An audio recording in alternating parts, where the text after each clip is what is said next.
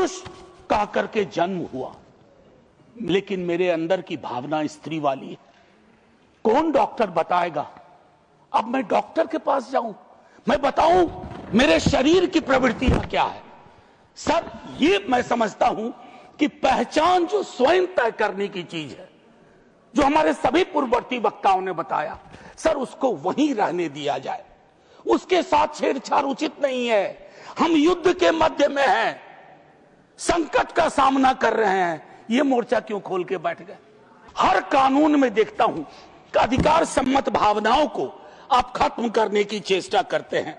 यहां नहीं है, हम उनके बारे में कानून बना रहे हैं और वो स्टेक होल्डर भी नहीं, स्टेक होल्डर डिस्कशन भी नहीं हुआ, कंसल्टेशन नहीं हुआ।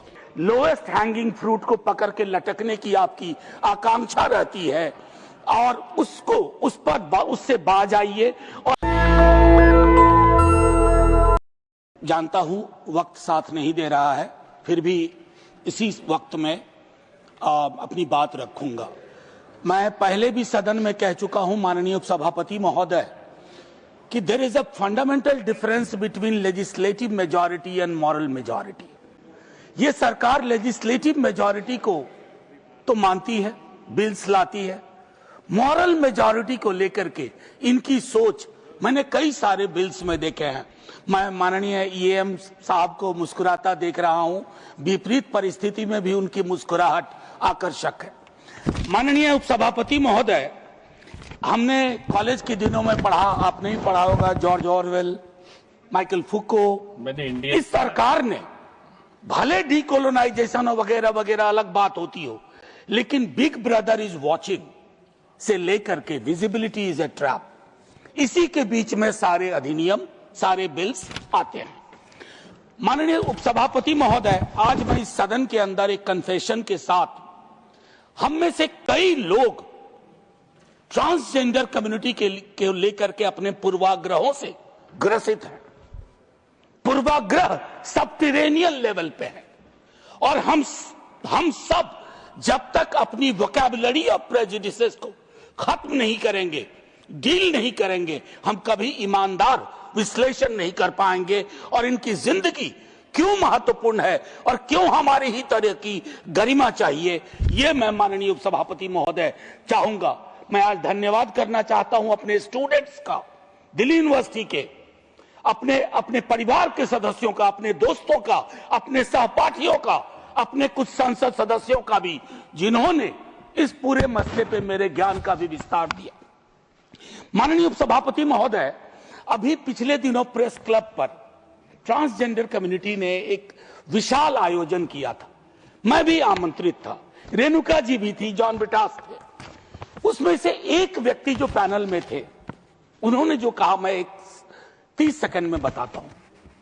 पुरुष कह करके जन्म हुआ, लेकिन मेरे अंदर की भावना स्त्री वाली है। कौन डॉक्टर बताएगा?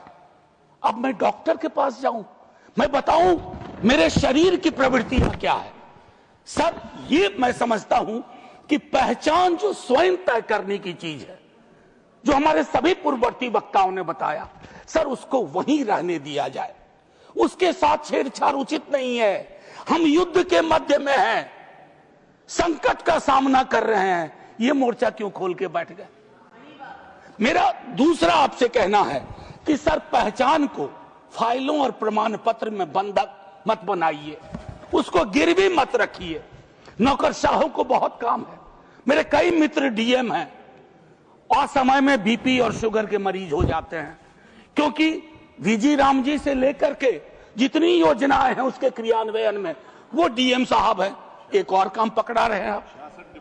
हाँ, माननीय उपसभापति महोदय, पता नहीं आपको क्या गुरेज है, क्या परेशानी है राइट बेस्ड अप्रोच से। हर कानून में देखता हूं कि अधिकार सम्मत भावनाओं को आप खत्म करने की चेष्टा करते हैं। पारिवारिक, एक तो मैं कहूंगा कि बहुत ही जो एक मेजॉरिटेरियन नजरिए से बिल बनाया गया है, एकांगी दृष्टिकोण है। हम एक पारिवारिक पृष्ठभूमि भी इसमें देखते हैं। मेरा मानना है कि कई जगह परिवार में ही अस्वीकृति और हिंसा की भी गुंजाइश रहती है बड़े पैमाने पर।